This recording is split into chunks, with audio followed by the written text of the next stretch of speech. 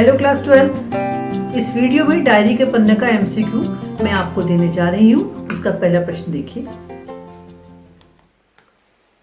Anne Frank की diary नामक किताब कब प्रकाशित हुई? ये पहला प्रश्न है। इसका ऑप्शन है 1945 में, 1947 में, 1948 में या 1949 में। तो इसका सही उत्तर है 1947 में एनी फ्रैंक की डायरी नामक किताब प्रकाशित की गई थी। प्रश्न number 2, the diary of a young girl शीर्षक से यह कब प्रकाशित हुई? पहला ऑप्शन 1950 में, दूसरा 1951 में, तीसरा 1952 में और चौथा ऑप्शन है 1950 में। तो इसका सही उत्तर है 1952 में the diary of a young girl शीर्षक से ये प्रकाशित किया गया था। इसी का तीसरा प्रश्न है, यह डायरी किन पर किए गए जुल्मों की दस्तावेज है? प्रश्न के ऑप्शन नंबर 1, पारसियों पर, यहूदियों पर, जर्मनों पर या अफ्रीकन लोगों पर। तो इसका उत्तर है कि यहूदियों पर किए गए अत्याचारों का इसमें सब कुछ बताया गया है। तो इसका सही उत्तर है यहूदियों पर। इसका नेक्स्ट प्रश्न है, यह डायरी मूलतः किस भाषा में प्रकाशित हुई? फ्रेंच भाषा में, जर्मन में, डच भाषा में या लैटिन भाषा में? तो इसका सही ऑप्शन है, सही उत्तर है डच भाषा में। नेक्स्ट प्रश्न, द्वितीय विश्व युद्ध के समय किसके प्रभाव के कारण यहूदियों को यातनाएं सहनी पड़ी? ऑप्शन नंबर 1 रूस, 2 जर्मनी, तीसरा ब्रिटेन और चौथा ऑप्शन इसका है फ्रांस। तो इसका जो सही उत्तर है वो है जर्मनी के प्रभाव के कारण यहूदियों को यातनाएं सहनी पड़ी, यानी सही उत्तर होता है जर्मनी। नेक्स्ट प्रश्न, जब उनको यातनाएं दी जाती थी तो वो लोग किस प्रकार से अपनी सुरक्षा करते थे, रक्षा करते थे? इसी पर है, यहूदी परिवार अपने जीवन की रक्षा किस प्रकार करते थे? भेष बदलकर, यानी कि अपना रूप बदल लेते थे, गुप्त तहखानों में छिपकर, यानी कि कहीं ऐसी जगह छिप जाते थे जहां उनका पता लगाना आसान नहीं होता था, दूसरे देशों में जाकर, या जितने ऑप्शन मैंने बोले हैं कोई भी सही नहीं है। तो लेकिन इसका सही उत्तर है कि वो लोग अपने आप को बचाने के लिए, अपने जीवन की रक्षा करने के लिए गुप्त तहखानों में जाकर छिप जाया करते थे। नेक्स्ट प्रश्न है, वो छिपते क्यों थे? अब वो नेक्स्ट प्रश्न बनता है, जर्मनी के शासक यहूदियों को किस प्रकार मार देते थे? मार देने का मतलब उनका जीवन समाप्त कर देते थे।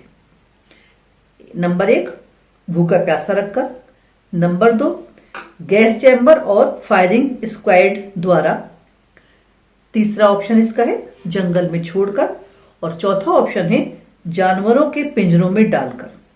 तो वो उनके जीवन लीला को समाप्त करते थे, गैस चैम्बर में उनको डाल दिया करते थे या फायरिंग स्क्वाड के सामने उनको खड़ा कर दिया करते थे। इसका नेक्स्ट प्रश्न है, एन ने कितने वर्ष गुप्त आवास में बिताए? देखिए इसके ऑप्शन है 2 वर्ष, 3 वर्ष, 4 वर्ष या 5 वर्ष। तो उस बेचारी को 2 वर्ष तक गुप्त आवास में रहना पड़ा। प्रश्न नेक्स्ट इसका है, कौन से 2 यहूदी परिवार 2 वर्ष तक गुप्त आवास में रहे? बहुत सारे रहे होंगे, लेकिन जो हमारे इस पाठ्य पुस्तक के इस पाठ में आया है उनके 2 के बारे में हम बात करते हैं। मिस्टर कुगलर परिवार, फ्रैंक परिवार और वागदान दंपत्ति, मिस्टर क्लीमेन परिवार या इनमें से कोई भी नहीं। तो जो 2 परिवार एक साथ रहते थे तहखाने में छिपकर, वो थे फ्रैंक परिवार और वागदान दंपत्ति। नेक्स्ट प्रश्न इसका है, एन ने अपनी डायरी कितने समय में लिखी? देखिए बहुत ध्यान से सुनिए और देखिए भी मेरे साथ।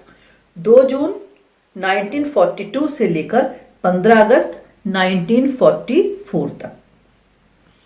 इसका दूसरा ऑप्शन है 2 जून 1942 से लेकर 1 अगस्त 1944 तक। इसका तीसरा ऑप्शन है 2 जून 1942 से 10 अगस्त 1944 तक। इसका चौथा ऑप्शन है 2 जून 1942 से 20 अगस्त 1944 तक। तो जो इसका सही समय है और सही उत्तर है वो है 2 जून 1942 से 1 अगस्त 1944 तक। ये सब आपकी पाठ्य पुस्तक में आएंगे डेट्स, उन्हीं डेट्स को लिखा गया है। नेक्स्ट प्रश्न है एन की मृत्यु कब हुई। इसकी भी डेट्स हैं, बहुत ध्यान से देखिए और सुनिए। 1942 में, 1945 में, 1946 में या 1947 में। तो उसकी जो डेथ हुई थी वो 1945 में हुई थी। सारी बात तो हम हिंदी में कर रहे हैं, लेकिन जो हमारी डेट्स हैं उसको कुछ हम इंग्लिश में बोलते हैं और कुछ हिंदी में बोलते हैं। ये एक अजीब सी बात है, लेकिन मेरे कुछ स्टूडेंट मुझसे ये बात कहते हैं कि मैम जो डेट्स होते हैं, जो नंबर्स होते हैं, वो आप इंग्लिश में बोल दिया करिए तो उनको सहूलत हो जाती है, सरलता हो जाती है। उन्हीं की इस बात की रिस्पेक्ट करते हुए मैं कुछ नंबर इंग्लिश में बोल दिया करती हूँ। अब अगला प्रश्न देखिए, एन के पास डायरी कहां से आई। सवाल ये उठता है वो तो गुप्त तहखाने में थे, सारा सामान उनका अपने घर में रह गया था, बहुत मुश्किल से कुछ सामान ही वो ला पाए थे, तो ये डायरी उसके पास कहां से आई। देखिए इसके ऑप्शन, जन्मदिन पर उपहार में मिली, छिपते समय साथ लाई थी, वानदान परिवार ने दी, डायरी पिता की थी। तो ये डायरी जो थी उसे जन्मदिन पर उपहार में मिली थी। वो अच्छे दिनों की बात है, जब उसके परिवार उसका सही था, वो अपने घर में रहते थे, तब उसको ये डायरी जन्मदिन पर उपहार में मिली थी। नेक्स्ट प्रश्न, एन ने डायरी किसको संबोधित करके लिखी। ऑप्शन नंबर 1 किटी नामक दोस्त को, ऑप्शन नंबर 2 किटी नामक गुड़िया को, ऑप्शन नंबर 3 कुट्टी नामक गुड़िया को, और 4 कुट्टी नामक दोस्त को। तो आपने जाना होगा कि ये जो अपनी डायरी थी वो अपनी किट्टी नामक गुड़िया को संबोधित करके लिखा करती थी। नेक्स्ट प्रश्न है गुप्त स्थान क्या था। नंबर 1 टूटा फूटा किला, नंबर 2 पुराना महल, नंबर 3 पिता का ऑफिस, और नंबर 4 दोस्त का घर। तो जो गुप्त तहखाना जिसमें ये लोग रहते थे वो इनके पिता के ऑफिस थे, उसके नीचे तहखाना था जहां ये लोग रहते थे। नेक्स्ट प्रश्न, मिस्टर डसेल के पास कौन सी मशीन थी, मतलब क्या करते थे। ऑप्शन नंबर 1 कपड़े सीने वाली मशीन, 2 कपड़े धोने वाली मशीन, 3 दांतों की ड्रिल मशीन, और नंबर 4 दीवार की ड्रिल मशीन जिससे दीवार में छेद किया करते हैं। तो मिस्टर डसेल जो थे उनके पास दांतों की ड्रिल मशीन थी जिससे वो कभी कभी वहां पर कार्य करते थे। नेक्स्ट प्रश्न है मार्गोट किसके पत्रों को ठीक करती थी। ये मार्गोट कौन है। ये मार्गोट एन की बड़ी बहन थी, और जब इसके लिए बुलावा आया तभी इसके माता पिता जो है वो तहखाने में जाकर छिप गए थे। तो ये प्रश्न था मार्गोट किसके पत्रों को ठीक करती थी, मिस्टर क्लीमेन के, मिस्टर वानदान के, मिस्टर डसेल के, या मिस्टर कुगलर के। तो वो मिस्टर डसेल के पत्रों को ठीक करती थी। नेक्स्ट प्रश्न है हिटलर कौन था। इसका जवाब तो आपको पता होगा। 1 नाजी पार्टी का संस्थापक, 2 नोबेल पुरस्कार विजेता, 3 विश्व प्रसिद्ध वैज्ञानिक, 4 फांसीवाद का संस्थापक। तो वो जो था वो नाजी पार्टी का संस्थापक था। नेक्स्ट प्रश्न, अज्ञातवास में एन की रुचि किसमें हो गई थी।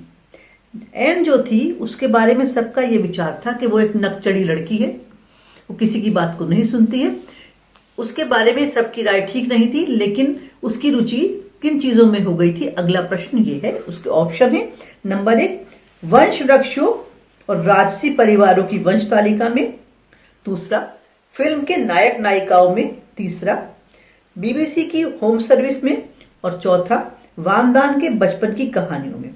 तो उसे हर कोई पकड़कर अपने बचपन के किस्से सुनाया करता था, इसी से वो थोड़ी चिड़चिड़ी सी हो गई थी। तो उसकी जो रुचि इधर हो गई थी वो था वंश वृक्षों और राजसी परिवारों की वंश तालिकाओं में। नेक्स्ट प्रश्न है पीटर कौन था। मार्गोट का दोस्त, एन का दोस्त, वानदान का बेटा, या बेब का भाई। तो जो पीटर था वो एन का दोस्त था। इस तरह से ये हो गए आपकी जो पाठ्य पुस्तक का वितान है, उसका जो लेसन था डायरी के पन्ने, उसका एमसीक्यू। इसके बाद भी पाठ को बहुत ध्यान से पढ़ेंगे आप लोग, कितना भी कोई बताए लेकिन लास्ट तो आपको खुद ही पढ़ना है। बहुत अच्छी तरह तैयारी कीजिए। Thank you.